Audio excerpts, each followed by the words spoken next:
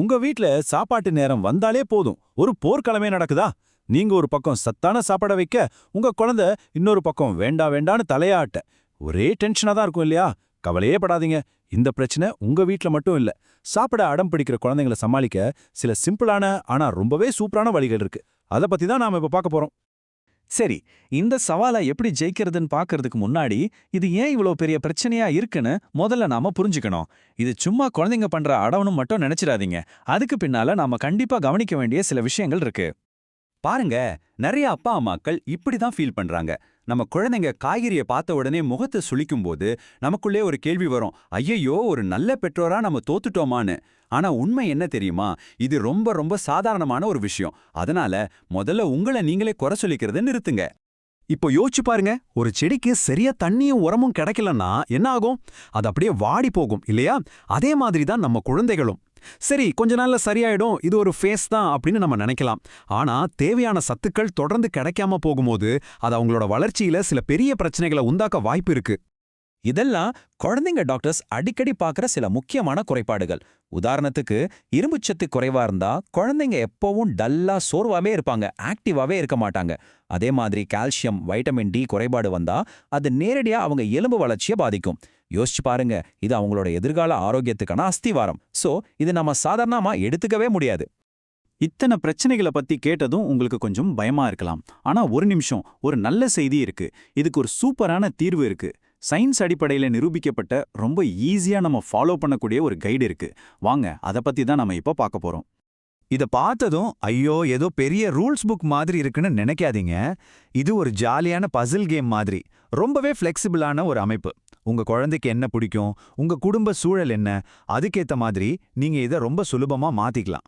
இதோட முக்கியமான நோக்கமே என்னன்னா, ஒரே ஒரு சாப்பாட்டை மட்டும் பார்த்து இது நல்லது இது கெட்டதுன்னு முடிவு பண்ணாம, ஒரு நாள் முழுக்க அவங்க என்ன சாப்பிடுறாங்க குடிக்கிறாங்க அப்படிங்கறத ஒட்டுமொத்தமா பார்க்கறது தான். இப்படி யோசிக்க ஆரம்பிச்சாலே நமக்கெல்லாம் இருக்கிற டென்ஷன் பாதி குறைஞ்சிடும்.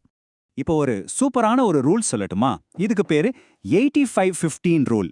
இந்த சார்ட்டை பாருங்க. உங்க குழந்தையோட ஒரு நாள் சாப்பாட்டுல 85% நல்ல சத்தான உணவுகளா இருக்கணும். சரி, அப்போ மீதி 15%, அதை அவங்களுக்கு பிடிச்ச சின்ன சின்ன ட்ரீட்ஸ்க்கு, அதாவது ஒரு சாக்லேட், ஒரு ஐஸ்கிரீம்னு ஒதுக்கலாம். இதனால சாப்பாட்டு நேரம் போர்க்களமா மாறாது, ரொம்பவே பேலன்ஸ்டா போகும்.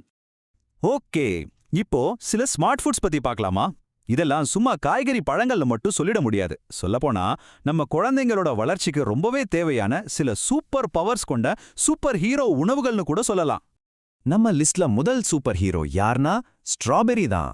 குழந்தைங்களுக்கு மூளை வளர்ச்சி ரொம்ப முக்கியம் இல்லையா? அதுக்கு இந்த ஸ்ட்ராபெரி எப்படி ஹெல்ப் பண்ணுதுன்னு பார்க்கலாம்.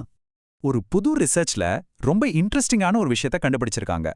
ஸ்ட்ராபெரியில இருக்கிற ஒரு பொருள் குழந்தைங்களோட கவனத்தை சிதறாம பார்த்துக்க உதவுதான். அவங்க படிக்கிற விஷயங்களை நல்லா ஞாபகம் வச்சுக்கவும் ஹெல்ப் பண்ணுதான். சிம்பிளா சொல்லணும்னா இது ஒரு நேச்சுரல் பிரெயின் பூஸ்டர். சரி, அடுத்த சூப்பர் ஹீரோவை பார்க்கலாமா? நம்ம குழந்தைங்களோட உடல் வளர்ச்சிக்கு ரொம்ப ரொம்ப முக்கியமான எலும்பு ஆரோக்கியத்துக்கு உதவ போற ஒரு உணவை பத்தி தான் இப்ப பார்க்க போறோம். பசலக்கீரை மாதிரி அடர் பச்சை நிறத்துல இருக்கிற காய்கறிகள்ல எலும்புக்கு தேவையான கால்சியம், வைட்டமின் கே, மெக்னீசியம்னு நிறைய சத்துக்கள் இருக்கு. இதெல்லாம் ஒன்னா சேர்ந்து ஒரு டீம் மாதிரி வேலை செஞ்சு நம்ம குழந்தைங்களோட எலும்புகளை ஒரு இரும்பு கோட்டை மாதிரி வலுவா கட்டுது. ஓகே, இந்த சூப்பர் ஹீரோ உணவுகளை எல்லாம் நம்ம குழந்தைகளுக்கு சண்டையே இல்லாம எப்படி சாப்பாட்டுல சேர்க்கிறது, அதுக்கான சில பிராக்டிக்கல் வழிகளை இப்ப பார்க்கலாம். பெற்றோர்களே, உங்களோட சீக்ரெட் வெப்பனை சந்திக்க ரெடியா இருங்க. அதுதான் ஸ்மூத்தி. இது ஒரு மேஜிக் தந்திரம் மாதிரி. எல்லா சத்தையும் குழந்தைங்க கண்ணுல காட்டாம நேரா அவங்க வயித்துக்குள்ள அனுப்பிடலாம். இதோ பாருங்க, ஒரு சூப்பர் சிம்பிளான ரெசிபி. இதுல இருக்கிற தந்திரமே என்ன தெரியுமா? அன்னாசி பழம் மாம்பழத்தோட அந்த இனிப்பு சுவை இருக்கு இல்லையா, அது பசலக்கீரையோட சுவைய அப்படியே மறைச்சிடும். சத்தியமா குழந்தைங்க இதுல கீரை இருக்குன்னே கண்டுபிடிக்க மாட்டாங்க. நீங்க இது ஒரு அழகான கப்புல கலர்ஃபுல்லான ஸ்ட்ரா போட்டு கொடுத்து பாருங்க, கண்டிப்பா விரும்பி குடிப்பாங்க.